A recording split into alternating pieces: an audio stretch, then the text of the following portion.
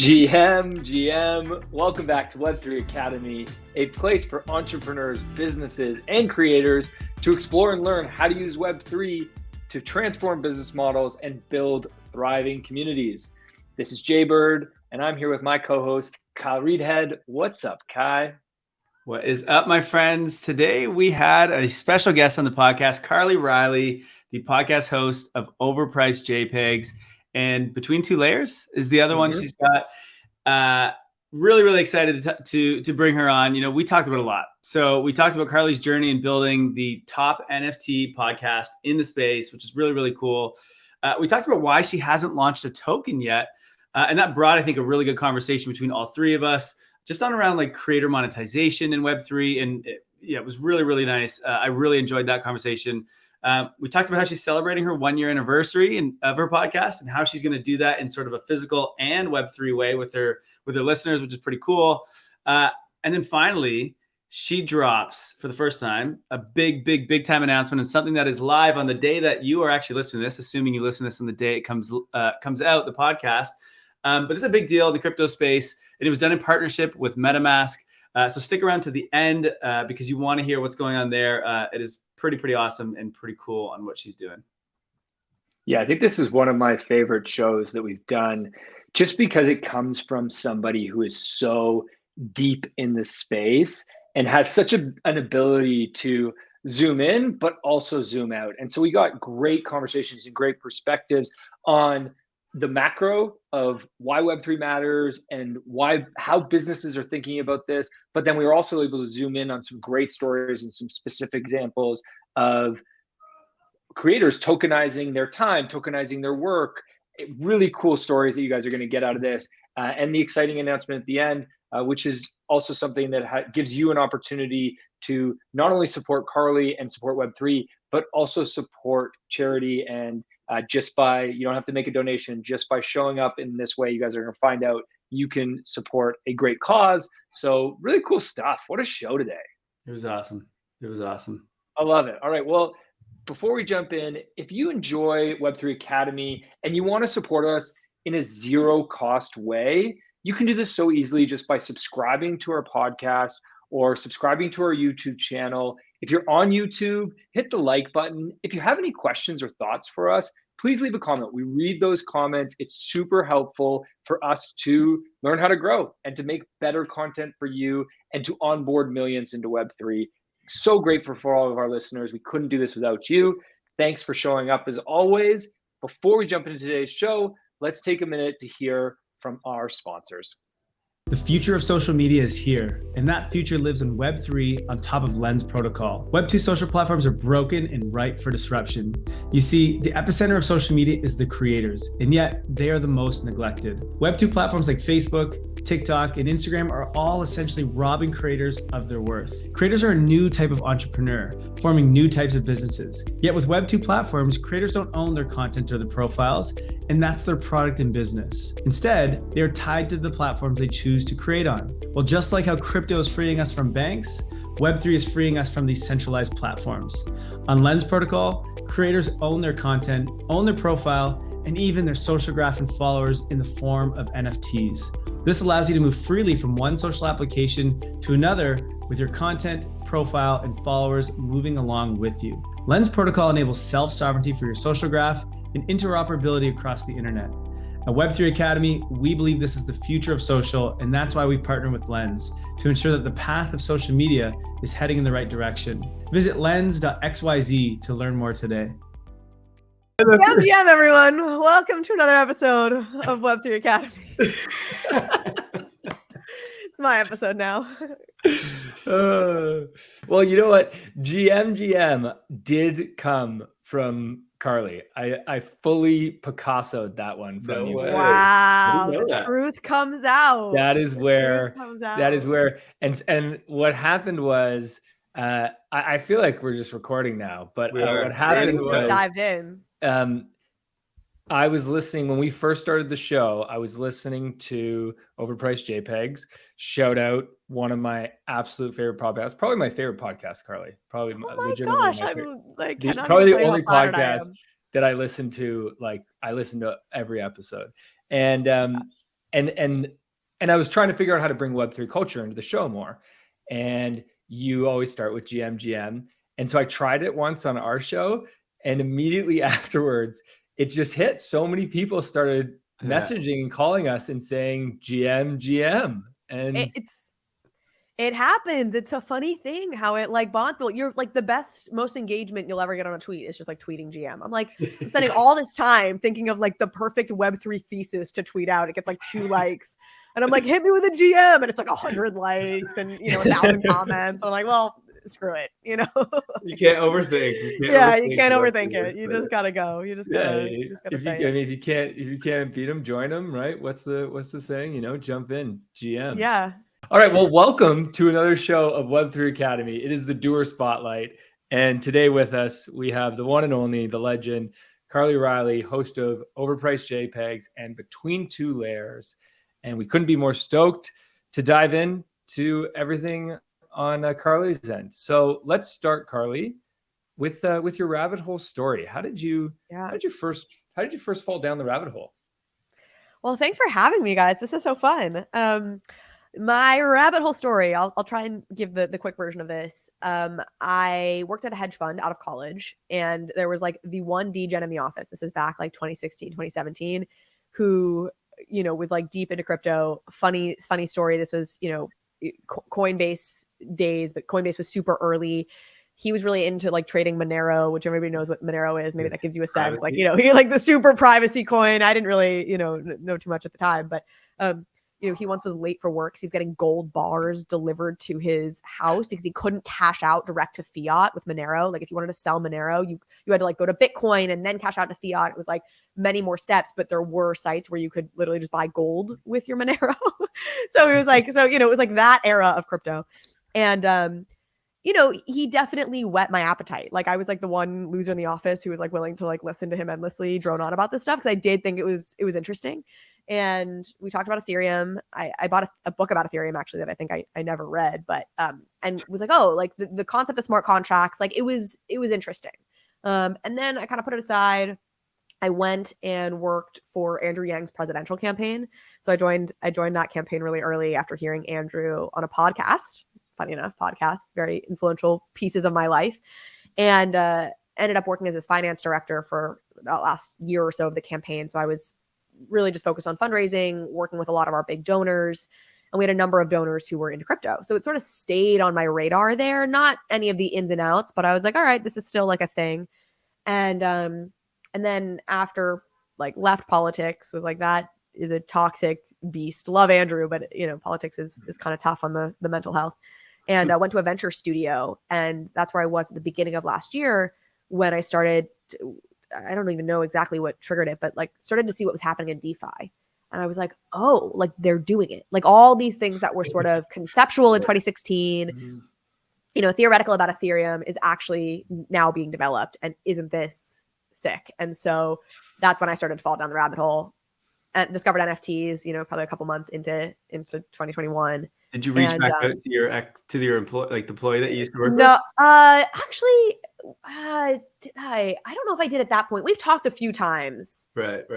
Since. So I may have, maybe I did and texted him at some point. I don't remember. We've talked a couple times since I've sort of refound my love of crypto, and then was like totally down the rabbit hole and quit my venture studio job, being like, I want to do something in blockchain. I don't know what, and I wanted to do a podcast, is the truth, but I was scared.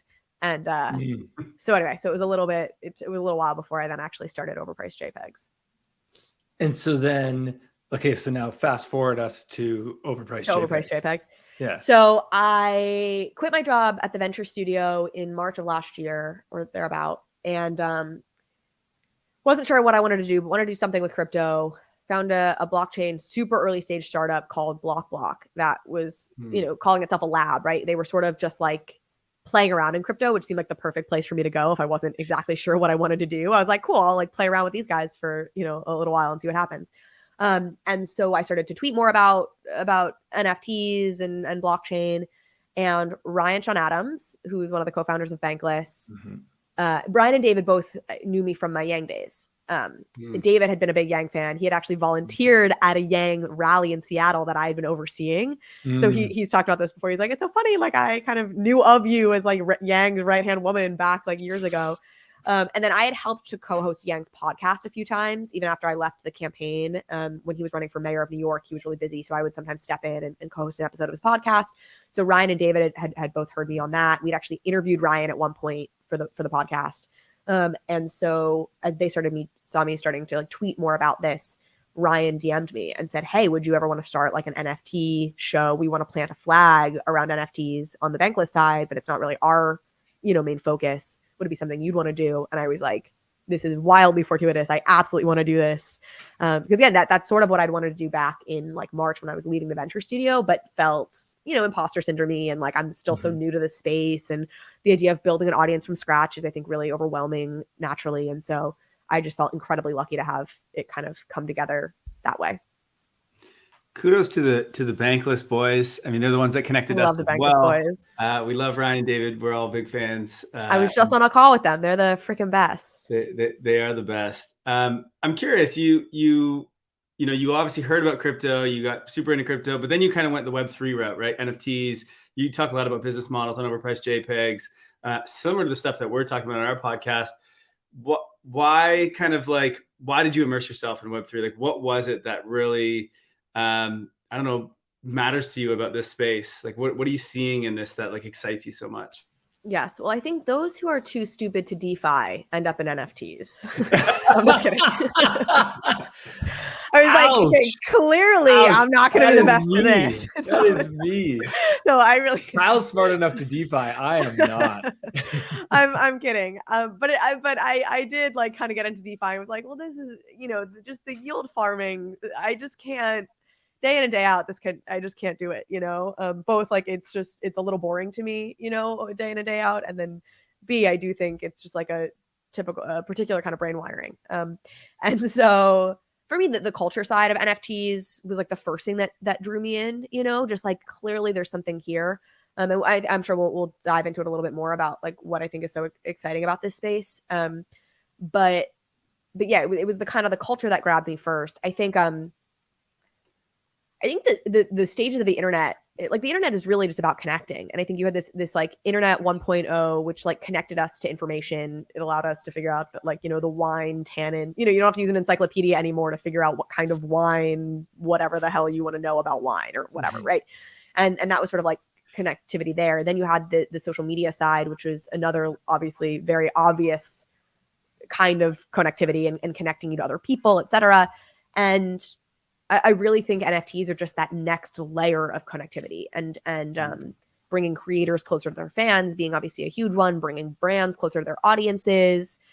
And all of that ends in monetization, whether it's because you're selling the NFT itself or because you now have a closer relationship with somebody. And so you monetize them because they're now going to buy more of your lattes or more of your t-shirts or more of your consulting classes or whatever. And I think it's just, it just feels like the next wave of connection, which is sort of, I guess, like what humanity's all about or whatever. So I'm sure you could make some deep point about this, but like you just had that feeling. I got that feeling very early from it, even before I could probably have articulated that as like a thesis. And I found it really interesting. I just want to pull on that thread of connection because I think you are onto the really what I think a lot of us believe is the whole point here. I mean, it's the point of humanity, right? Like we know that we are social beings. It is what has allowed us to be the most powerful species on Earth, is that we can coordinate and we can do things together. And blockchain technology allows us to coordinate in a new way. And we just never had that before. And it's so exciting to think about the ability to have ownership in something and not just be a fan or a follower or an audience member, but actually feel like a community member. Now we can get into the sort of the nuance of like what the difference is between community member and owner and NFTs and all of that. I mean, there's a thread that we could pull on, but I do think that that's for me, at least what I found early on was so exciting about this space was this opportunity to feel a part of a community digitally that I had never really felt that same feeling before. I just felt like a follower before. Totally. There's also just something inherently fun about being early, which obviously won't last forever, but like that also is fun when you see it and you feel like the rest of the world doesn't totally get it yet. Like I had that with Yang, where I was really early on the Yang campaign, and it's you know, I've gotten the payoff a little bit of like being early somewhere and then kind of seeing it go more mainstream, and I think that's really fun. And the digital ownership piece, like, you know, I think sometimes we're like, oh, like the world doesn't get NFTs, which is true, obviously.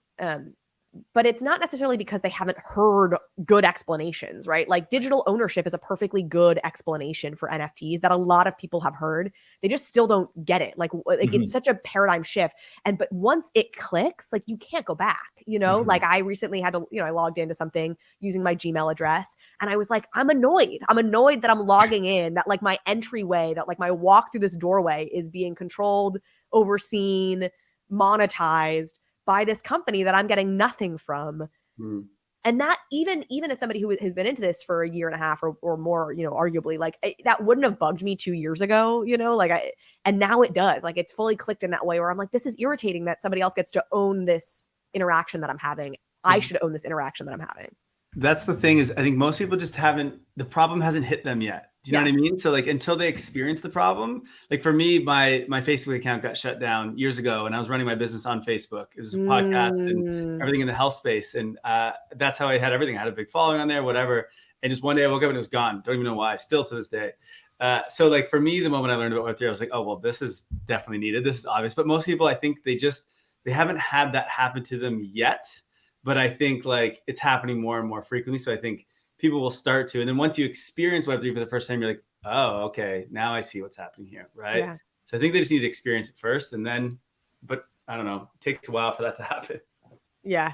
There's a funny dynamic too. Like there's people who, to me, clearly should get NFTs who don't. And the example I've been given recently is I love the company Cryptoys.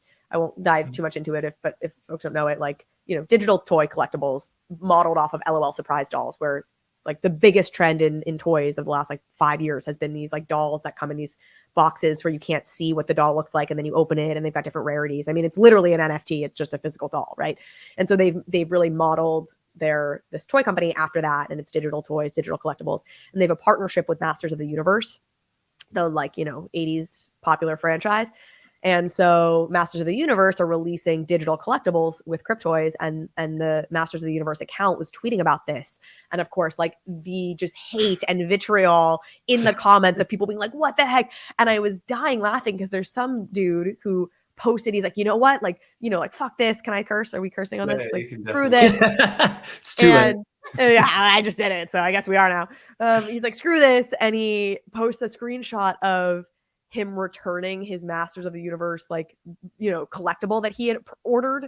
And he's like, and I'm like, this is so delusional. Like, if I went to like my girlfriends and was like, hey, like, what do you think of this Masters of the Universe digital collectible? They'd be like, that's stupid. Why would I spend money on that? And I'd be like, okay, cool. Like, I'm totally sympathetic to that worldview because you don't spend your money on this kind of a thing anyway, you know, but to be a grown man who already spends his money on vinyl toys. And the best thing is the return label said, like, you know, returning Master of the Universe, whatever, like, toys age 6 to 10 and adult collectors, you know? And I'm like, you're already buying children's toys to just put on your mantle, you know? And like, this is just a version of that can be seen by more people and that can unlock additional perks.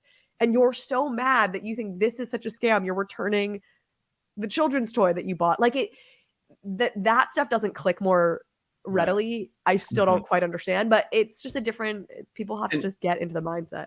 In all fairness, it was all of our faults that everyone hates NFTs. Like, everyone went a little bit insane over the last, I mean, the name of your show is titled Overpriced JPEGs for a reason. Yeah, exactly. It's like sort of tongue in cheek. And I'm also being dead serious. Like, are you kidding me, people? You know, like, what are we doing? This is, we deserve a lot of the hate we get. I'd love to hear, I mean, when was it that you started Overpriced JPEGs? What was the date? 1 year anniversary is coming up. November 12th, the first episode came out. Wow, the peak of the bull market. Oh, literally could not have timed the top any better. I am a top signal. Yeah, you basically were. Oh my God. The day I get out of podcasting is the day you should start buying, you know? Well, I was gonna ask, what was it like to sort of be the NFT podcast as NFTs became a thing? But I guess you basically became the NFT podcast as NFTs stopped becoming a thing. Yeah, 100%. I could not have timed it worse. Okay, so let me alter my question a little bit then. You did grow very, very fast though, right? And you did become the kind of the biggest and I think probably the most listened to NFT podcasts, or one of them anyway. You're getting on some big guests, meeting some really cool people. What's that experience been like over the last basically year? Yeah. So amazing. And, you know, I just tell all my friends to get into Web3, because when you're in an emerging space, I think a couple of things happen. Like you just get opportunities so much faster than you could, you know, other places. And people want other people in this space to succeed, right? Like when you're in a pie that's growing, people in the space are excited to see others who are doing well, because there isn't the same sense that like you're taking from me. It doesn't feel like a zero-sum game, right? I feel like you have so many industries, or coming from like the political, like politics, for example, where there's so much like just zero-sum mentalities, you know, trying to tear down the other candidates. Like it's so, and it's the opposite in Web3, where people just want to see you thrive. So, I you know, just like so many pinch me moments that are so cool, and like people I've gotten to have on the podcast. You know, I had Ashley Benson on the show, which probably doesn't mean anything to you guys, but she was like one of the stars of Pretty Little Liars, which was like a very big show when I was in like 8th and 9th grade. And, you know, she got 26 million followers on Instagram. I don't think the Web3 world cared at all that she was on my podcast, but I was like, this is crazy. Like, do you know what I mean? Like, I've been podcasting for, you know, 6 months and I have 20,000 followers. Like, what is Ashley Benson doing talking to me? I went to dinner at Paris Hilton's house. Like, that was the same thing. I actually said that to Paris. I was like, do you enjoy this? Like, why? If I was you, like, I would be like, why am I talking to these people? I was like, I'd be like, I'm going upstairs. Yeah, she laughed. She was like, no, it's like nice.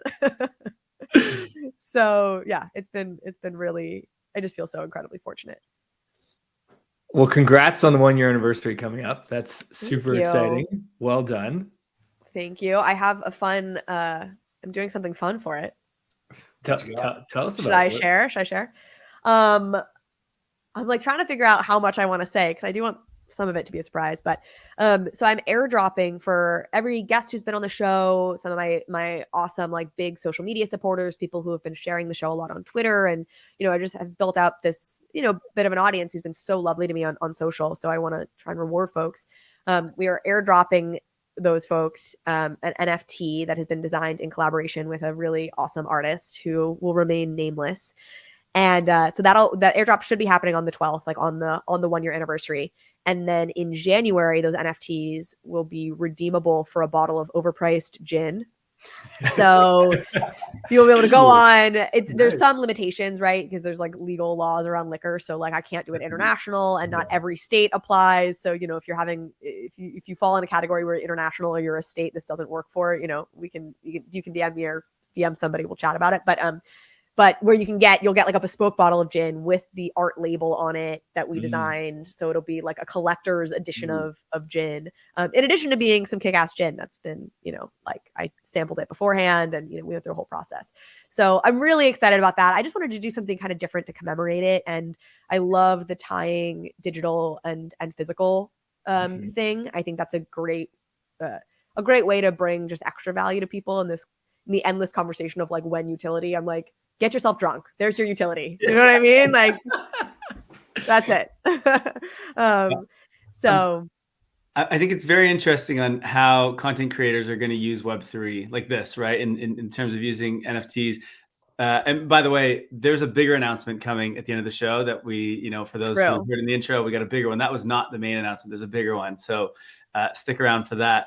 Depends on what you get most excited about, though. You know, like I don't want them to think, you know, there's going to be some people who are, give me that gin. I guess if you really like gin, then absolutely. Yeah. Is there something that's like gin drinkers or sociopaths? There's something about that where it's like, I'm all about mezcal. I don't do gin. But I'm a tequila mezcal girl. Not to blow anything up, but I think probably year 2 will probably be a tequila or a mezcal. All right. Well, I'm gonna have to get an American address so I can get on that list. Get an American address and start sharing my shit on Twitter, Kyle. I think we've solved. It sounded like a Got some threat. You 2023 almost goals had for to me. bring into his soul. I gotta ask see how though. you got all your followers. I threatened them. How did you collect all these addresses of people who have been like sharing your stuff? Right? Like, did you just DM them and ask them, or do you have like a CRM or some sort of way to collect this information? Or Yeah, if you have any recommendations, we haven't really finished the process yet. So if you're hearing this, start sharing my stuff, you might get it. It's been deeply manual and it's done. Okay. And I like feel like I'm probably doing it wrong. But I've kind of looked at like I've gone back honestly for months. It was kind of time consuming to look at like people who retweeted my episodes or tweeted about them. Period. Things like I try to respond anytime somebody shares something of mine. So I like looked at all my tweets and replies, and then certain handles start showing up a lot, and so but and then we're going to be DMing people. We started it a little bit, but it's not been comprehensive. I've got 2 weeks still. I figure I got 2 weeks. I got a meeting next week. 2 weeks is a lifetime in crypto, right? It's so much time. Most people are saying get, like only 2 weeks. How the heck are you going to do this?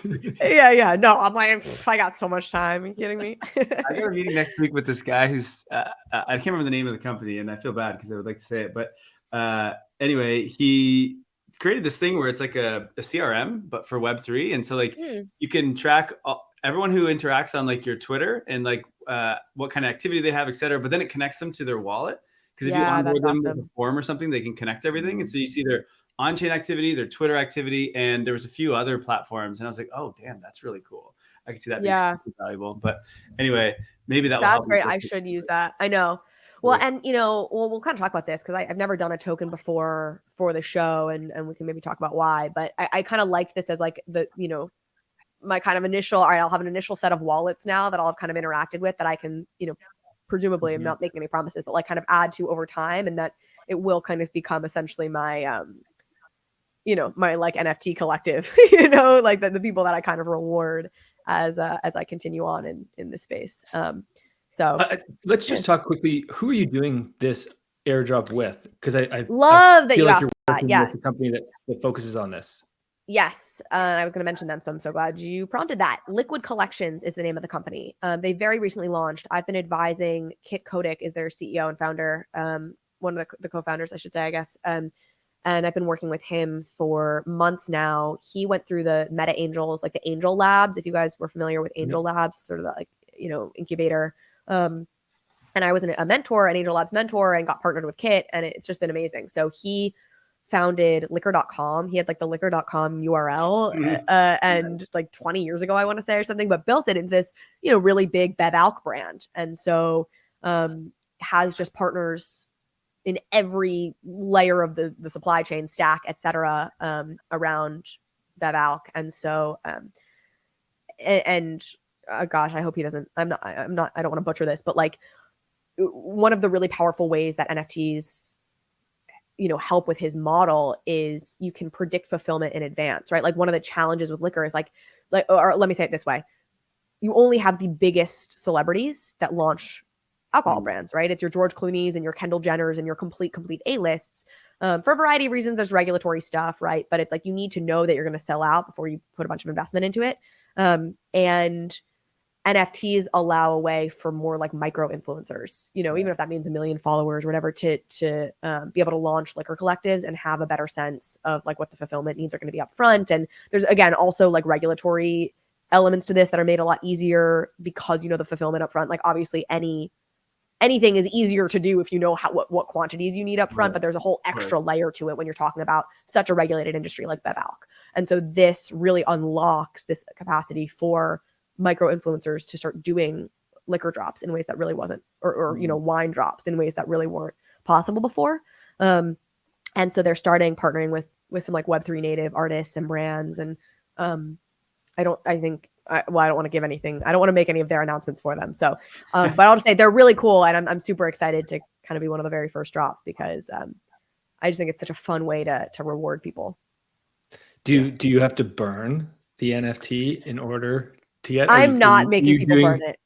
Are you making speculation involved here? I'm not. I thought about it, but I think at the end of the day, like I just want to reward folks, and I want to mark folks, right, who were here early and who supported me early, and I want that like to live in your digital wallet for forever. That mark. I mean, it's not soul bound, so you could also sell it if you wanted to and give somebody else that mark, I suppose. But and then I also want them to enjoy the gin. So I'm not making folks choose. It's not a burn situation, but I did debate it. I am curious how, I mean, we have a lot of creators who follow us and listen to our podcast as well. And I think a lot of us are trying to figure out, you know, how do you use Web3 to sort of monetize and kind of build your creator business?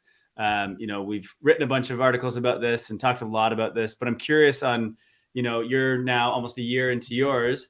Are you, I guess, one, are you planning to kind of do this the Web3 way? Or are you going to do it kind of the old way? And what does that look like to you? Like, what are you thinking about when you think, well, I have this podcast, I have this voice, I have, you know, you're on different platforms. How do you plan to do this in the Web3 way? Or what are you thinking? Yeah. So this has been such a debate for me. I imagine for you guys too, because you haven't done a token as part of Web3 Academy, right? Yeah. And so it's funny when you talk about a token. We have a DAO, so it's not ours, but we have a DAO from our community. They launched a token kind of alongside of us, with us, but it was their decision, not ours. It's very cool. Yeah. I think that's probably the most Web3 way, right? It's just like the community just like rises up on their own. I get asked, you know, I've been asked a lot, like, you know, well, when are you doing an NFT? Are you doing an NFT? And I think like the most, maybe in some ways, like the most honest answer for a while there and during the bull market was like, I am too much of an introvert to handle like a full on NFT project, or I especially during the bull, given the way things were, where like, I already feel incredibly beholden to and indebted to my audience. Like I'm so grateful to anybody who listens to my show. And I think there was this dynamic of like, you know, that being said, like if somebody DMs me at 10 p.m. on a Friday night, like I don't feel like I have to respond to you just because you say you're a fan of the podcast. But if you're like a token holder who has now spent money on me and helped to fund this career that I get to have, like that puts a whole new level on things. And watching what other founders were going through, which is just like the expectation that you be always on, it was kind of like a know thyself thing for me, where I was like, I can't handle that right now. Like I need to, I put so much energy into making the show good and I want to make it better. And I'm thinking about so many different things. And I can't feel like I have to always be on to talk to people, respond to people, give people what they want from me. And I could have just seen myself getting really lost in that, also to the detriment of the show. Like I have to have the space to kind of think. And again, I'm an introvert. Like I need alone time. I need to like not talk to anybody. So because of how new this space is, you know, it felt like for a little while there was no way to drop an NFT project without setting up some sort of crazy expectations. Right. You even if it was free, even if it was like, it didn't matter, right? People had expectations around it. That will not always be the case, right? Like I think, you know, these are like social media accounts. All creators, all companies, all whatever will have NFTs. And there'll be varying degrees of activity around those NFTs. And that's where I want to live. It's like, I love the idea of people who are like, really love the show, who listen to the show regularly, getting POAPs, getting NFTs that show their affinity there. And I absolutely will, I'm sure, end up doing things, as I'm already kind of doing, to reward those people. But it needs to be in a way that has like reasonable expectations, where the expectation is like, maybe there's a year where there's nothing in particular that gets done. Or the expectation really more, because I doubt that'll probably even end up happening, but like, because I probably will do something every year, but the expectation isn't that you can just access me all the time. So that was really what kept me from doing it during the bull run, was just watching what other founders were going through and feeling like this doesn't work for me and who I am as a person right now. I think it's an awesome model. Like we talked about this, Austin Hurwitz launched, he's launched an initial like 15 NFTs for his podcast that he's doing as like a bootstrapping thing. Austin is amazing. Such a big fan of his. One big idea, you should go check out his podcast. And, you know, he's like, I don't know if he's an introvert or an extrovert, but he's just like always ideating, dropping links, texting me stuff. Like he's clearly somebody who just is constantly happy to be in some sort of dialogue or engagement. So I think for him, it really makes sense to do something like this and to start by bootstrapping his community with an NFT. It just didn't make sense for me at the time. And now I kind of like this idea of doing it the way I am, which is like having a specific initiative, dropping tokens. I'll probably do a POAP thing as part of the podcast at some point. And people who have like have the POAP because they listen to the show will get stuff. Like I'm starting to warm up to doing it. But it's definitely almost certainly for me going to start as like I'm giving you value, and it'll be a while before I probably use it as a way to monetize. If I ever do. Does that make sense? That was a long, rambly answer to y'all, but that's how I feel. I think it was a great answer. And one, guys. kudos to you for like having the like, you know, strength, I guess, on yourself, like mental capacity to be like, you know what, this is craziness, what's going on. I'm not going to get involved right now, even though you could have, right? And you probably could have done really well on that. So good for you for that. I also think like the nice thing about this NFT space right now is, I mean, volumes are down like crazy and everyone's like, is NFTs dead, whatever. The thing I see is we're learning so much about what actually worked and what didn't work. Totally. And with everything going on with creator royalties and CC0 and all this, it's just like, and then the whole membership and subscriptions. And it's like right now, over the last few months, I feel like the industry is learning so much. And so it's probably better that you just kind of cruised for a little bit and was like, let's see what's going on here, you know, and then you can go and make a much smarter decision, I think. Yeah, I totally agree. And I think, you know, I think a lot about getting in early versus not getting in early, especially when it comes to brands. Like, is it better that Star Trek has been in this since 2019, or would it have been better if they jumped in once models were more fully established? CNN, maybe even a much better example, right? Like, should they have just waited? You know, maybe they just like shouldn't have, you know, or is it good that they like dabbled and played around and did something, right? But I think that applies more to brands who aren't already, like, I'm already tracking the space very closely. So it's not as if, and yes, you learn certain things by actively doing or actively launching a project, but I've launched projects through companies. I've advised on project launches. Like I know how it goes. So I think for people like us who are in the space, it's not like we aren't picking up the learnings anyway. And yeah, can then kind of see where the dust settles to really know which avenue we end up wanting to play in. So, but you know, there's lots of ways to go right here, in my opinion. I also just worry for these projects. Like, we have not figured out what the exit route is for people who are like, okay, like this was a season of my life and I'm now exiting this NFT business. Like, we haven't given people that option at this point. And that makes me very nervous for a lot of folks, because I feel for people on all sides. I totally understand the frustration on the part of holders who have project founders who maybe want to leave or whatever. And that's a terrible situation to find yourself in. And I also feel for those founders who I'm sure did not go in, some I'm sure went in with bad intentions, but many of whom didn't go in with bad intentions, but are humans who are like, if this were a normal business, they could just say sorry to the investors and walk away. And okay, that happens in business every damn day. And feel like they can't now because they have a mob of 10,000 people, not quite, whatever it is, that's going to yell at them and call them a rugger and a scammer. And it's like, that's like a really toxic dynamic that's been set up for, I think, a number of folks. Yeah, the lifetime membership model with 10,000 people is just, I don't know. I still am not fully on board with it yet. To me, it seems a bit crazy. And it's not just lifetime. This thing is on a blockchain and it lives for forever. So it's going to outlive you and your children. What? I mean, I think expectations is really what this comes to. We've created unreasonable expectations on the part of the holders, right? And it's our fault. Like, I mean, I guess it's everybody's fault in that, like, we created these projects that said, okay, here, you can have lifetime access. We also, and I think we're now coming to realize we're not owners, right? As a holder, you're not an owner. We have VCs coming in that are buying true ownership in these companies. And we're sitting there as NFT holders being like, well, who are we then? What's our rights here? And it's leading to confusion. And I mean, this is what happens with any new technology. Like, we have to go through these growing pains. But like you said, I can see both sides. I always am a believer in that you play in sandboxes early, because if you play in the sandbox, even if you build a sandcastle that fell down, you learn from building. And then the next time you can build on top of that. But at the same time, there's also great value in patience. Absolutely.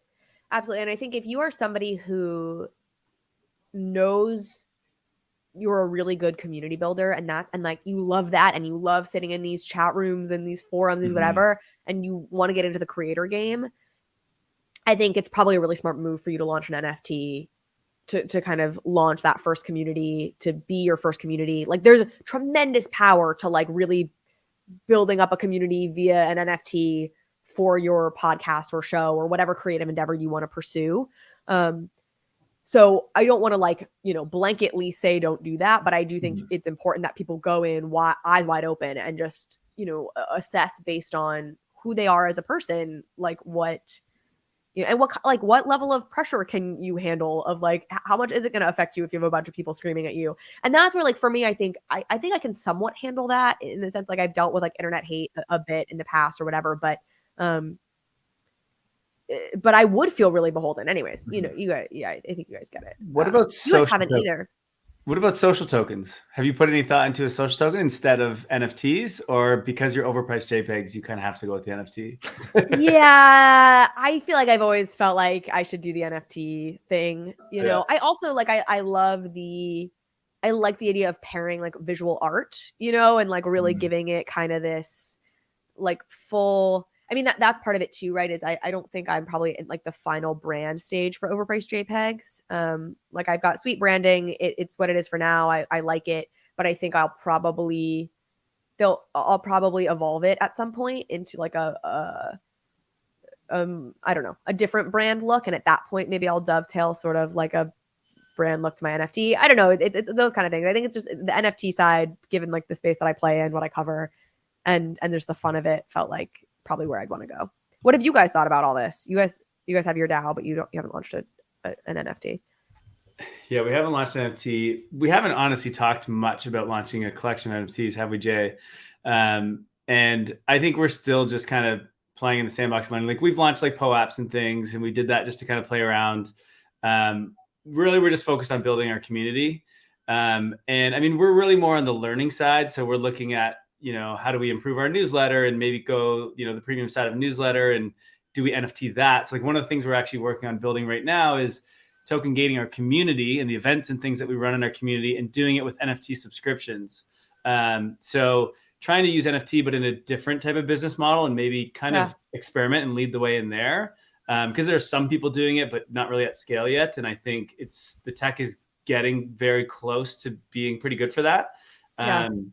And like in our traditional business, in our agency, that's what we work with. It's a lot of subscription-based type models for creators. And so we were like, how can we do the Web3 version of that? So we're sort of working with a few people and trying to like figure out what we should do there. But in terms of like a 10,000 NFT collection, I mean, it's not for me, I don't think. Yeah, I don't know about you, but have you put any thought into it?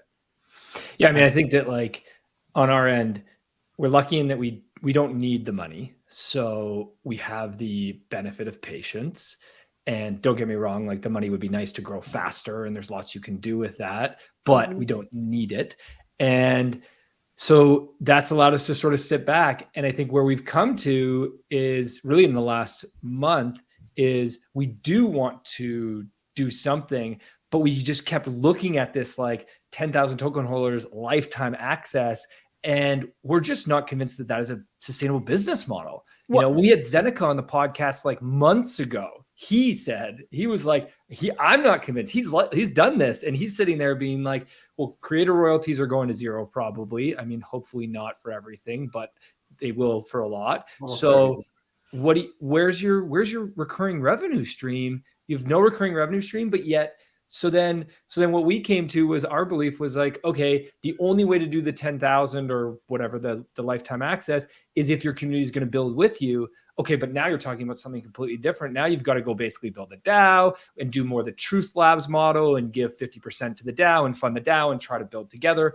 Okay, cool, great model. Believe that works. But like you said, know thyself. Do you want to go and dive into running a DAO and, coordinating internet strangers basically, right? Like totally. So, and when you think about like wanting to really get the most bang for your buck, right? And in any group of people, it's the 80-20 rule or whatever it is, 90-10. It's, like most of the output that's worth anything is going to come from a small fraction of that group. But now you have to figure out, or ideally you want the kind of compensation to reflect that. But now you're like ostracizing 90% of your community that thinks they're doing more than they're actually doing. And like these are just some of the realities of human coordination that, we cannot blockchain doesn't like fundamentally change human nature, you know, or like some of the realities that you're going to bump up against. So I totally. Yeah. And also, I mean, the thing is, I've built a couple businesses in my early life so far. And, but I never really wanted to get investment up front because it's just a lot of pressure to have VC or to have like an investor. And like, I hate reporting to people and I hate like projecting for the next 2 years or 5 years. I'm like, I don't know what I'm gonna do in 5 years. Are you kidding? I don't know what I'm gonna do tomorrow. And so like, I've never liked that model. And so I've always kind of bootstrapped everything I've done. And now to think about, well, now I got to do that for 10,000 people. It's just like, that's even crazier. There's no way. Totally. You know, I think, I don't know, was I saying this on this podcast or was I saying it to you? I was talking to UJ yesterday, but like, you know, increasingly I feel like NFTs are this like kind of perfect vehicle in late stage capitalism where, you know, we're trying to get like the last drops of lemon juice out of the lemons. This is like a very negative way to frame it. I'm going to like give it the positive spin at the end, you know, but it's like, we've got these lemons. We're not making like radically new lemons. I mean, like the space race, I think is an example where you might have like really fundamentally like new, amazing technology come out, but like otherwise, like we're sitting on these lemons that we got. And NFTs are an incredibly powerful way to extract those, like the last of the juice or the more juice out of this lemon that you've already squeezed to death. And that sounds very extractive, which I think is also why NFTs have gotten such a bad name because people have seen it. It's like a very extractive industry. It's been a very extractive industry up to this point, but it's also about that flip side. You're extracting because you're creating more value. And NFTs are a way for you to think about how to create more value for fans and customers and whatever, and then therefore to monetize them. And I didn't already say that on this podcast, right? No. I'm starting to like lose my mind and be like, when have I said this into who? I spend way too much time talking into a microphone. So anyway, so I do feel like that's sort of my theory on what these things are. But again, I think that can take a lot of different forms, which can mean monetizing them super down the line, which is where I'm kind of leaning right now, which is like right now, just do the value creation side of things using NFTs and don't worry about the extraction side because we've seen so much of the extraction side take place. And because it does just set up like if you want to be an honorable person, right, and you don't want to just like ruin your reputation, like value extraction and value creation have to go hand in hand. So if you're extracting up front, it means you got to be creating at some point and you're saving that creating for down the line. I am somebody, and I think you guys are too, are like would rather do the creating up front and the extracting later. Like I would way rather feel like I'm owed a debt, for lack of a better term, than owe a debt, you know? And I think that's sort of the question you have to ask yourself. And I think NFTs can work for both models, but we've only kind of seen it in the extracting first model. So anyway. Great. No, it's a really good point. I love that. That's also why I think, I mean, using social tokens, or at least the way that we did it anyway with our community, is they launched a DAO. And so the nice thing about it is like, that wasn't a 10th. I mean, I don't know how many there are in there, but it's not that it was launched specifically and now they rely on us and we have to go and produce and build. It's like, they're like, hey, no, we support you guys. We want to build with you, but they can build their own products. They can do their own thing. They can I love that. help us. We're very aligned in what we're doing. But it's not like a DAO that has to rely on us and is like, when this, when that, when this, right?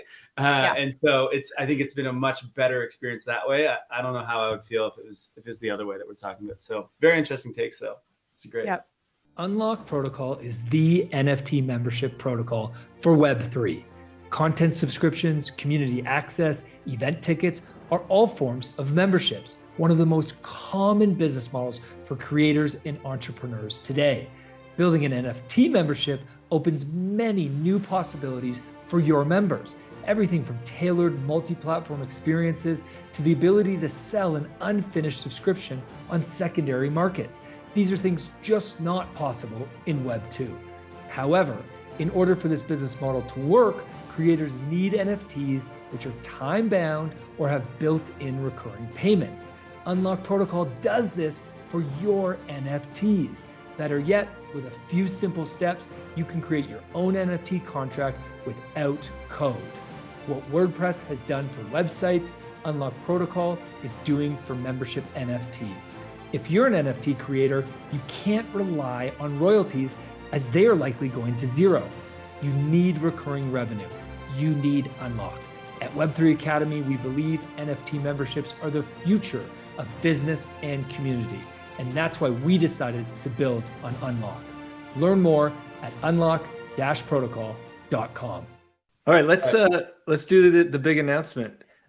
This is airing on November 3rd, so I believe the announcement lines up exactly with when. I think it's perfect. Yeah, it'll either be coming out yesterday or today.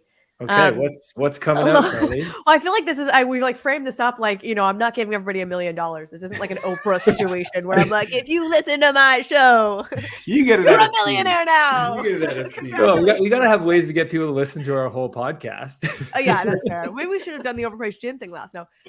So earlier this year, I went to Puerto Rico and I shot a documentary. I went in February, so I have been basically teasing this documentary for like 8 months now, and it is finally it is coming out. If you've listened to this, it's probably out now. I'm so excited about this because for anybody, if you don't know anything about like Puerto Rico, it has gotten a lot of coverage when it comes to crypto and blockchain, but almost exclusively in the context of it's a tax haven. And they have something called Act 60, which is if you move there, and you're not you move and become a resident of Puerto Rico, you basically don't have to pay capital gains tax. So if you're somebody who trades crypto, that's obviously super appealing.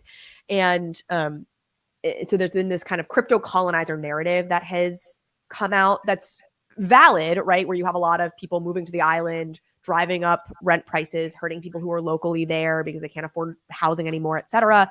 You have people like Logan Paul, who's somebody who's really easy to like vilify and who's like your classic, just like crypto bro, like kind of cringe figure who moved to Puerto Rico. So all of this coverage has been about that.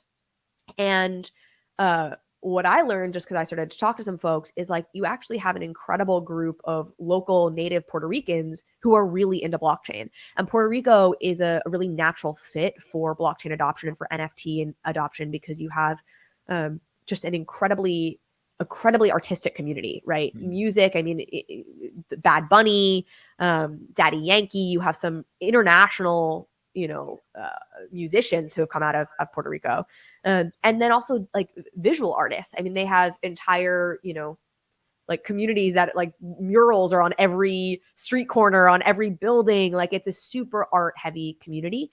And so, you have a lot of artists there who've started to embrace NFTs and digital art. And it's like broken up in a whole new revenue stream, income line of work for artists in Puerto Rico. And then you also have some really amazing technical and engineering schools. Mm. So there's a wiring for kind of the technical side of this as well. And then you blend that. The final piece I'll say is, and I'm being long-winded about this, but is you have this, you have a really corrupt government situation. And a lot of that came to light after Hurricane Maria, which was just devastating for the island. And there's just a complete lack of transparency. And so you have a lot of people who started to turn towards blockchain from the transparency that technology can bring and to like human coordination that it could bring to fix some of the problems that Puerto Ricans are feeling all the time. So anyway, so I went and spent 4 days basically shooting with these amazing people in Puerto Rico to try and highlight their stories, because I was just so frustrated seeing that the only thing that was getting coverage in Puerto Rico was like the transplants and the colonizers, quote unquote, and it was totally erasing all of these other people that are doing really cool things on the island. And it's sort of something that I think happens a little bit at a macro level in like Web3, where we're like, I don't know, like I sometimes worry that when we're like, oh, there's like no women in Web3 or whatever, that like it actually just turns off women from joining, when the reality is it's like, let's just like, there's actually a shit ton of women in Web3 doing like a bunch of awesome stuff. And like, let's just like talk about it and like that, like talk about what they're doing, forget the whole, like, I don't know, making such a thing of it. So anyway, this documentary is coming out. It's out now. I would love for people to go check it out. And MetaMask was the sponsor on it, my partner on it. And we've partnered up so that for every view the documentary gets for the first week, so for the next basically 6 or 7 days, we will donate $1 to hurricane relief efforts, because they actually had a more recent hurricane right before Hurricane Ian. A lot of people still without power, food, struggling, because again, they have a pretty dysfunctional government situation, so they're not getting the care they need. So if you go and watch the documentary right now, $1 will be donated to this awesome effort. We're trying to get $10,000, of course, in total donated there. And so we'll link to it. Please go check it out. And while you're on my YouTube channel, just like go and subscribe, that's the other thing you can do, because you're going to be there. You're going to be liking the content. I'm going to be putting out more content. So, it feels like a natural fit. You might get some overpriced gin or mezcal next year. You have to be there and subscribe. No promises, but if you're watching the content and then you want to tweet about it anyway, it's a win-win-win-win-win situation for all of us. So that's an amazing initiative, though, Carly. I absolutely love it. I can't wait to watch the documentary myself. I'm curious. Walk us through a bit of the story. What was it like? So, did you went to Puerto Rico on your own for a little bit? Well, not on your own. I guess you had some camera people around you. Yeah. And the whole I worked production. with a team locally in Puerto Rico. Sorry, I had to cut you off. No, that's okay. Go on. Tell me about it. Thank you. I'm such a good listener when I'm asking the questions, but then when I'm being asked questions, I'm like, yes, let me get to my answer. So how do you even know what my question is? You don't even know? Oh, yeah. Well, I'm kidding. How do I Carly know? knows. Oh, I do this for a living. I know where you're going, Kyle. I too interview people. I mean, you did our intro, so I guess Web3 Academy, now hosted by Carly Reilly. Exactly. I'll do the intro. I'll ask myself. I'll just interview myself. Gosh. So, well, it's kind of funny. I actually was there with Andrew Yang.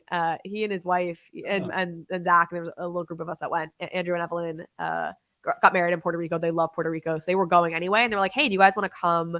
Just we've got this big house we're renting in Puerto Rico. Do you guys want to come? So that was actually one of the things that sort of precipitated it as well.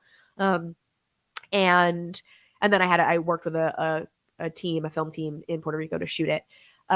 Just amazing people that you'll get to see in the film. This woman, Christina, she goes by Art by Bonesy, who makes these gorgeous paintings, and then they're also in AR, right? So you hold your phone up and the whole scope of the painting just changes and expands, and it's just gorgeous work. So just excited for people hopefully to see artists like her, and my hope would be somebody goes and buys her stuff, because I think she's incredible, and she does NFTs with them as well. And then for your guys' purposes, I think an interesting one is a guy named Juan Salgado. He's an internationally renowned tattoo artist. I mean, he's won hundreds of tattoo awards. He's tattooed Ricky Martin, Bad Bunny, worked with some celebrities. And he earlier this year, actually the week we were there, so in February, launched an NFT project called the Tattoo Skulls Society, where moving forward, the only way to get a tattoo from him is going to be to own one of his NFTs. Mm-hmm. And he really wants this to become a broader artist collective, right? He felt like this was a way to free himself up to do a bunch of other kinds of art that he loves as well, where he does now, he'll do actually paintings and murals, and he can reward his holders, his NFT holders with that. And just sort of gave him some freedom to play around with his different art modes, because not everybody's going to redeem his tattoo sort of all at once is I think effectively the thinking. And hopefully.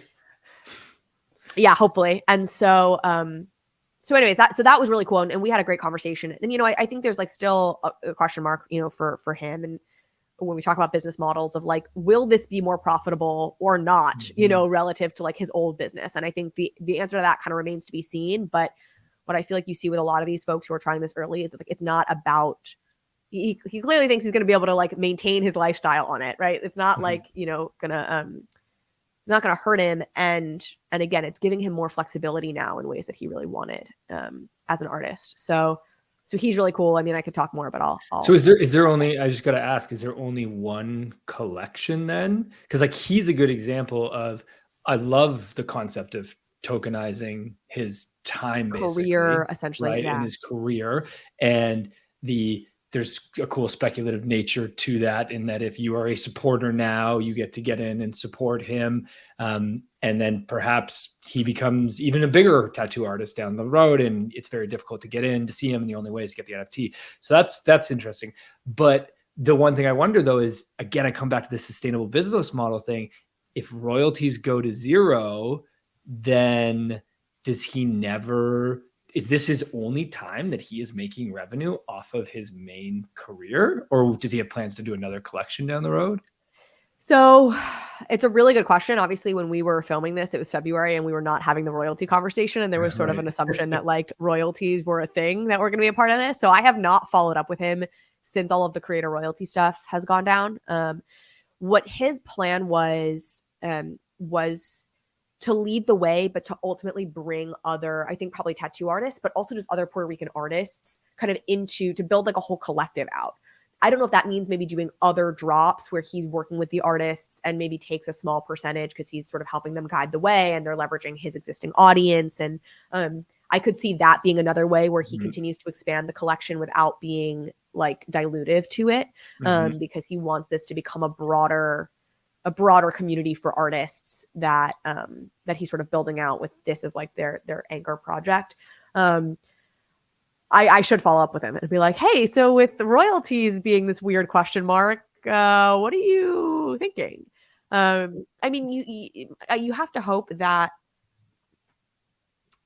with a case like that, I've always said the thing that might keep royalties alive are buyers, because presumably if you're buying into a project, you want to see it succeed and you want them to then, be rewarded. Obviously, like that's a high level of education that you kind of expect then from buyers to be able to go check and see that there's actually a royalty happening.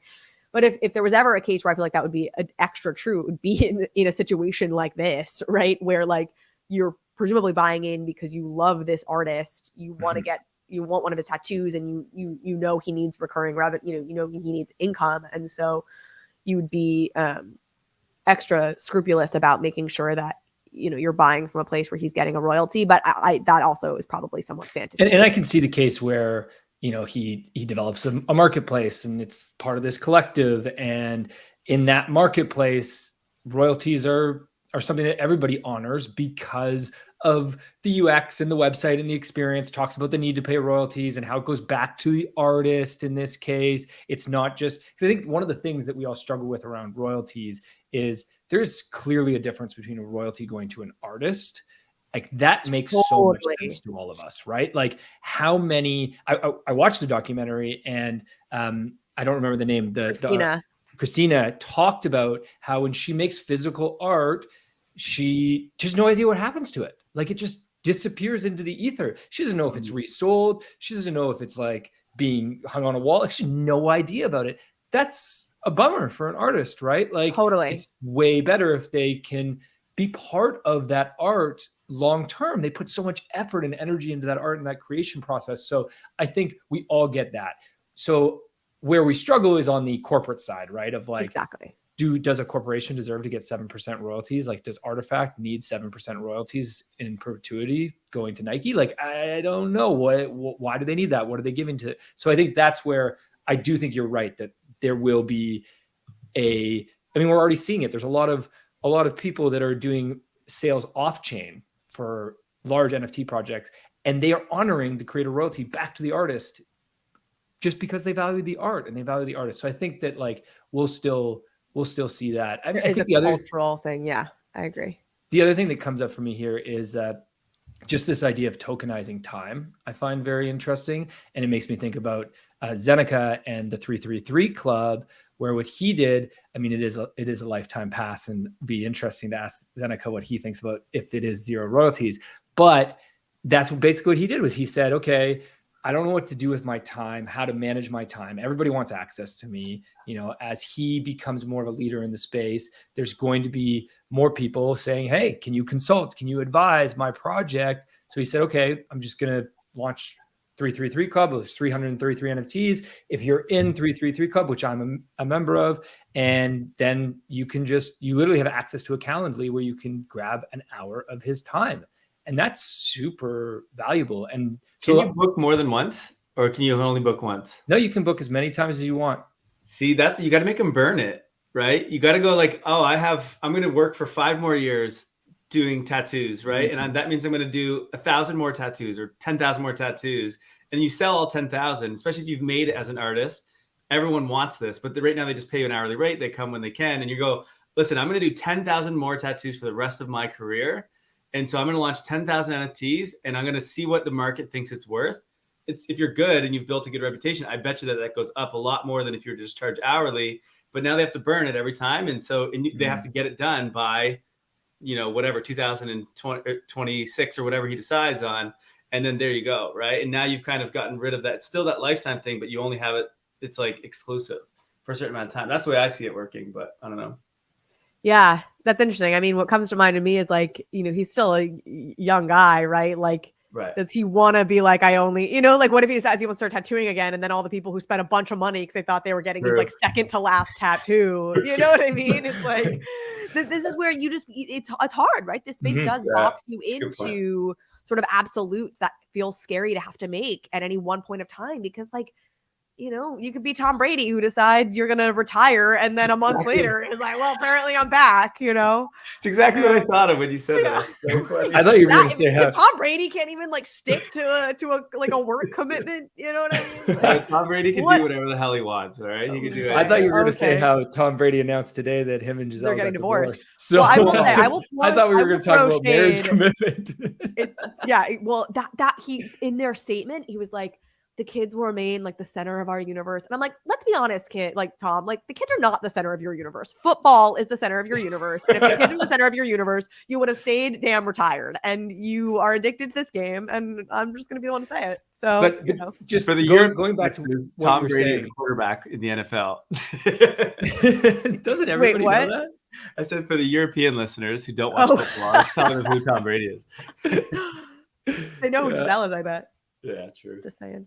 Going back though, I just want to pull on a thread there because I do think that was interesting. So one of the challenges that we are identifying is this absolute, right? Like making something absolute forever does bring up natural, like, even thinking about Rolling Loud announcing Loud Punks, which I think is next week, that you can buy that. That's a lifetime pass. Like, is that going to be a lifetime festival? Who knows, right? Like, fully bullish on it, believe in it. But okay, what if we took the model of time? I think that time is actually the key thing here. So rather than limiting it to say, in the case of the tattoo artist, rather than saying I'm only going to do 10,000 more tattoos, what about if you just said, okay, this is the only way you can get a tattoo from me in the next 5 years. You pick the time. Like, I'm thinking like Proof Collective. Proof Pass is only a 3-year pass. Gary V with VFriends, VCon is only 3-year access, right? So what about if you use time as the way to manage it? Because so remove the lifetime, say that it's unlimited access within this time. At least that allows you some control, so you don't have to deal with this like forever. Who knows what happens? Yeah. I definitely am a fan of time bounding things. Everything is going to breed complications, right? Like, there's no just like silver bullet that's perfect for in every way, etc. Right? But like, I'm very much with you in setting time expectations on things, because I do think without them, you have no exit ramp, and that's completely unfair to put on human beings, right? Like, you just cannot expect people to just owe you something in perpetuity. Like, that's it's not feasible unless you're doing like what a Gary Vee is doing, which is he knows. And I think he's like a very, very, very rare kind of exception, where he's 40 years into an incredibly successful business career, and he knows that his like ultimate passion in life is to like create a set of characters that leave their mark on the world, a la a Disney, and he wants to go and build IP, and that's the play he's making. Like, I think that's there's that sort of a distinction, but totally, if you are basically fractionalizing, tokenizing yourself, which I think is really interesting. It's what you're describing with Zeneca. It's certainly what's going on with this tattoo artist, right? Is he's creating a way, this is not explicitly his intent, but he's creating a way for you to speculate on the future value of his career and his work, which is, I think, really actually very cool. I think you hear like, the cynics and the crypto skeptics are like, it's the financialization of everything. That's horrible. What a nightmare scenario. And I think it's because their minds jump to like, look what's happened when we financialized mortgages, right? We created mortgage-backed securities and we tanked the entire economy. And I think their heads jump there, which I don't think is entirely fair. I don't think it's entirely unfair, but it's clearly not entirely fair. And like, I don't know when you'll have Goldman Sachs developing an index for like Puerto Rican tattoo artists or like, tattoo artists, but it's not anytime soon, right? Like JP Morgan is not buying these speculative instruments, you know what I mean? And like packaging, bundling them up and reselling them to like, that's not like, that doesn't make any sense. Right. So, and again, it actually might one day. If it, like, I think it does one day. But it doesn't right now, And so the people who are buying these NFTs are not JP Morgan. It's people who genuinely love tattoos, love Juan's work, whatever. I've totally gotten myself off the original point of this, which was something about time. Oh, but like, yeah, if you're, I think the idea of tokenizing yourself is awesome. But I do think it's really important then to put an end window on it, like you're saying, because, you know, unless you're 70, like how can you possibly say, you know, what you're going to want to do for the rest of your life? Right. You know? Side note, if there's any 70-year-olds out there that are launching NFTs, I want to know that person. Yeah. All right. I think it's time we start to wrap up, but I think, Carly, this was a great conversation. I think we're going to have to get you back on again to just shoot the shit about overpriced JPEGs because it's a lot of fun. Anytime. So we're definitely going to have you back on one day soon.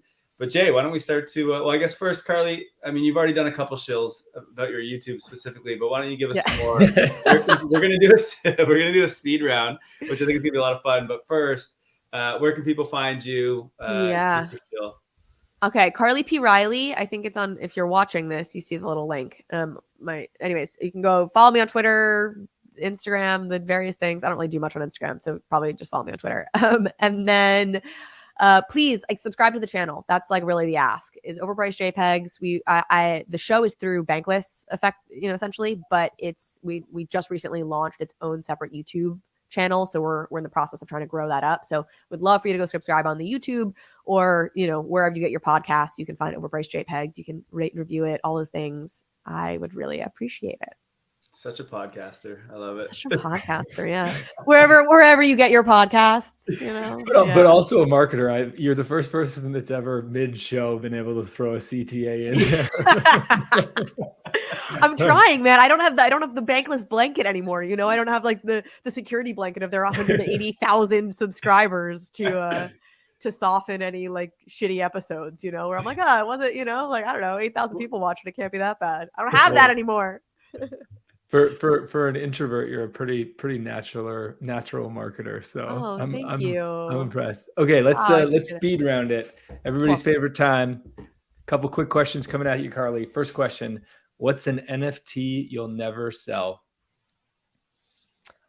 Oh my gosh, it makes me want to look at my OpenSea. I mean, I don't know. I tend to be like there's a price. Everything's got a price, like there is an amount of money that there's many things. I think back of like Richard not selling that punk for whatever. Yeah. Remember when he got that like many million, and I'm like, do you think he's still proud of that move? Like we were all so excited for him. And like, I guess he made the right call and it was part of his brand, but like, really, did he make the right move? Like I'm maybe to sell that shit. So I don't know. I mean, I have some cool ones that like are unique that I did with like Eponym. Wait, am I pronouncing it right? You remember the one that's like text to visuals, right? You could like write, you could like describe what you wanted and it would create the look. Eponym Heroes.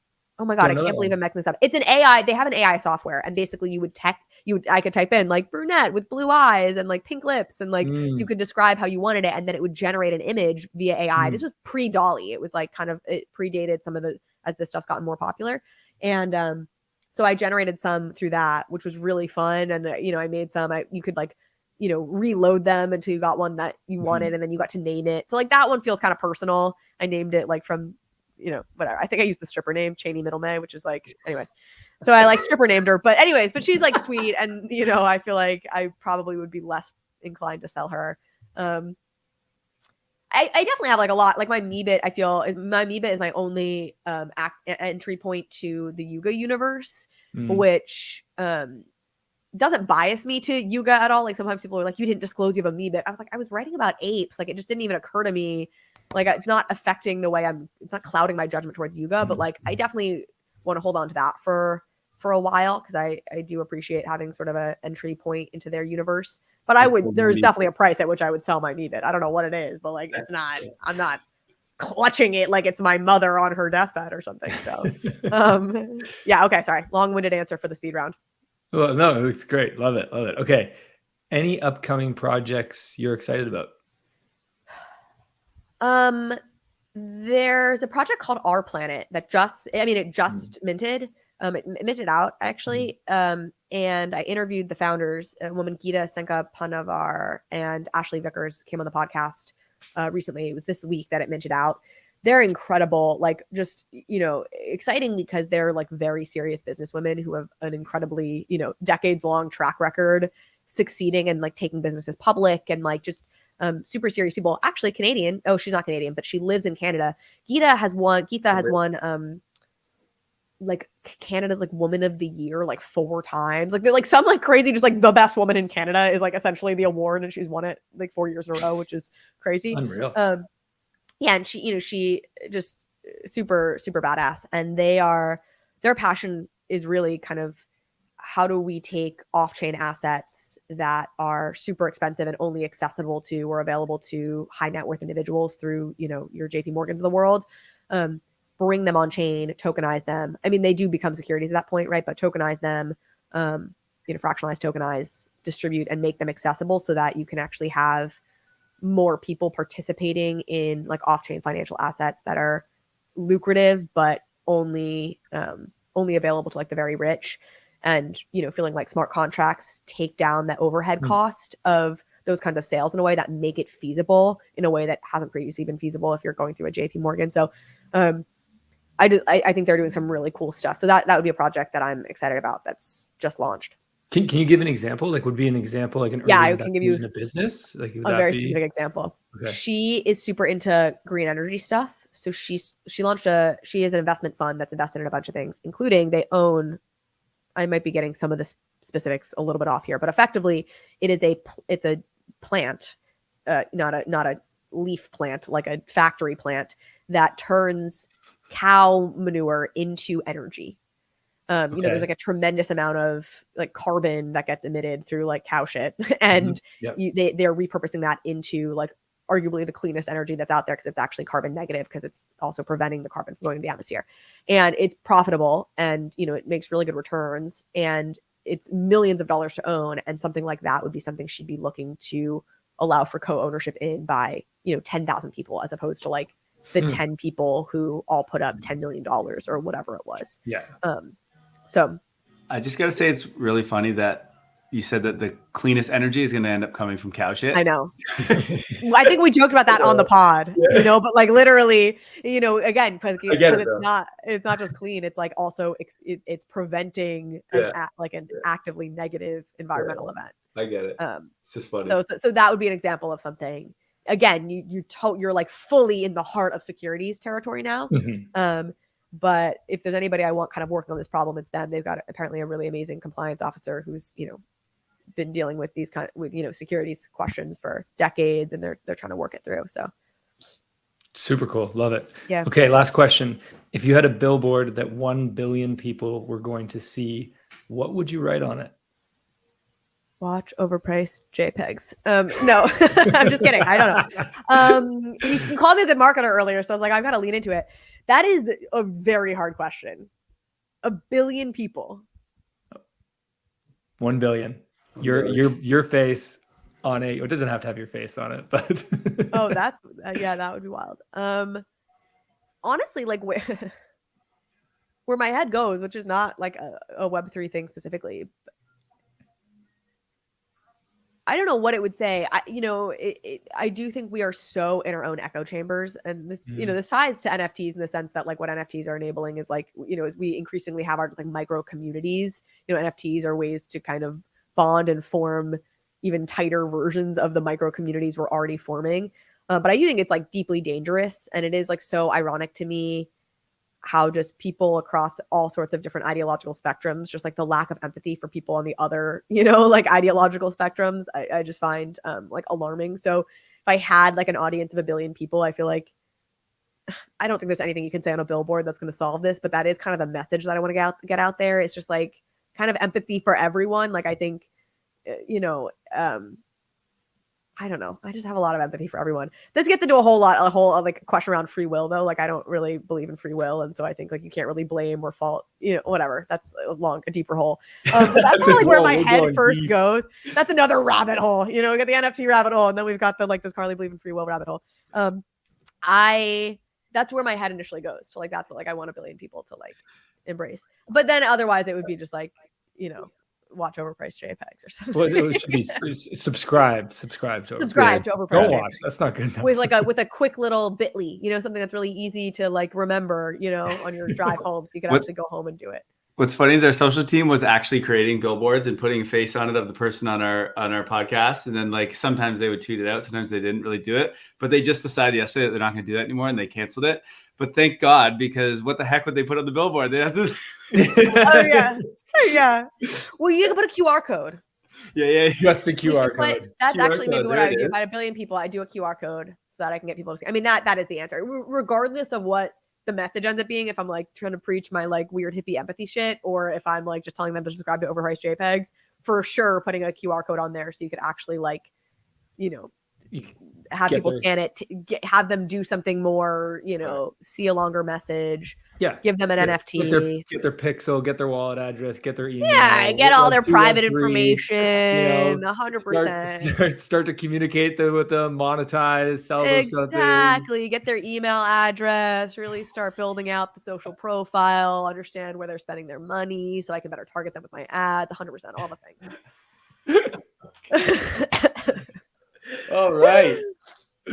That's a wrap. Wow, Carly, this has been just a pleasure. Thanks so much for coming on the show. Thanks for sharing everything. Yeah, so great. Definitely, like Kai said, we're gonna do another one in the future. Amazing. Well, thank you both so much for having me. I know we may be working together in some capacity in our I don't know, businesses and lives. So I look forward to that. And yeah, I just really appreciate you letting me come on. Sweet. Thanks so much for listening, everybody. Have a great week, and we'll see you next time. And don't forget to watch the documentary, because we need 10,000 people, right? We need at least 10,000 people, $10,000, baby. That's how it's working. We're going to do some good and have some fun in the process, hopefully. Thank you for listening to Web3 Academy. We hope this helps you along your Web3 journey. And if it does, please share this episode and subscribe so you don't miss the next one. Nothing in this podcast was financial advice. Crypto and Web3 can be risky. You can literally lose it all. In fact, if you invest on account of what we say, you probably will lose it all. So don't do that. In all honesty, the point of this podcast is to remove the noise of markets and price and focus on utility and implementation anyway. So you should not take any of this as financial advice. Thank you, friends, and see you in the next one.